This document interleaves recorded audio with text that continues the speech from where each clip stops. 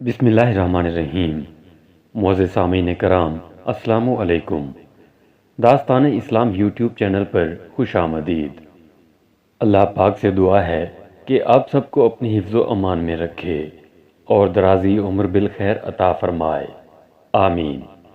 سامعین کرام، اس ویڈیو کا عنوان ہے حضرت سری سکتی اور ایک انجان بزرگ کا واقعہ۔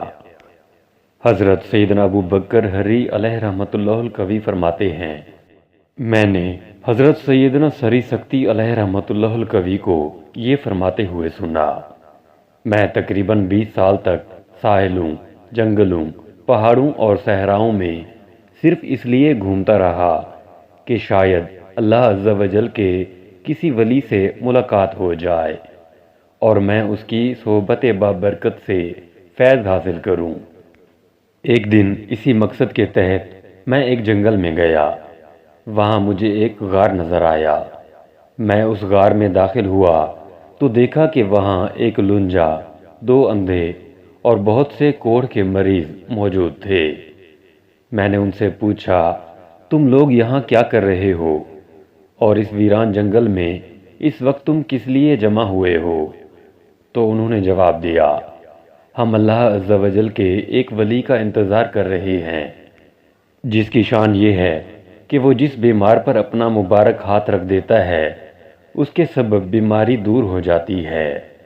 آج وہ یہاں آئے گا، ہم اس کے انتظار میں یہاں جمع ہیں۔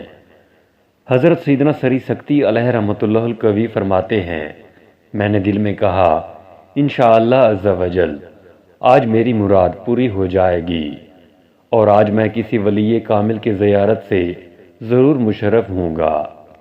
چنانچہ میں بھی ان مریضوں کے ساتھ بیٹھ گیا اور اس ولی کامل کا انتظار کرنے لگا۔ انتظار کی گھڑیاں ختم ہوئیں اور ایک نہایت کمزور و نحیف شخص اون کا جبہ زیب تن کیے ہماری طرف آیا۔ اس نے آتے ہی سلام کیا اور بیٹھ گیا۔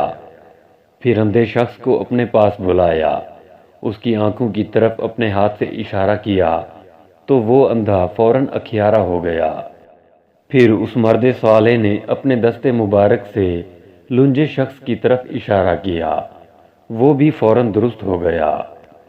پھر کوڑھ کے مریضوں کو بلایا اور ان کی طرف بھی اپنا ہاتھ بڑھا کر اشارہ کیا تو سب کے سب کوڑھ پن سے نجات پا گئے اور بالکل تندرست ہو گئے۔ جب وہاں موجود تمام مریضوں کو اپنے اپنے مرض سے شفا مل گئی تو وہ نیک شخص اٹھا اور جانے لگا۔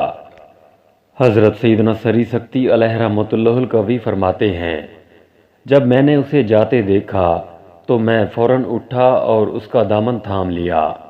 وہ کہنے لگا، اے سری علیہ رحمۃ اللہ القوی، تو میری طرف راغب نہ ہو، بے شک اللہ عز و جل غیور ہے۔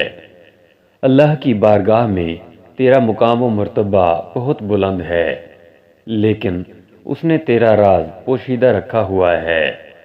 اگر تو اسے چھوڑ کر کسی اور کی طرف راغب ہو گیا تو کہیں ایسا نہ ہو کہ اس کی بارگاہ میں تیری قدر و منزلت کم ہو جائے۔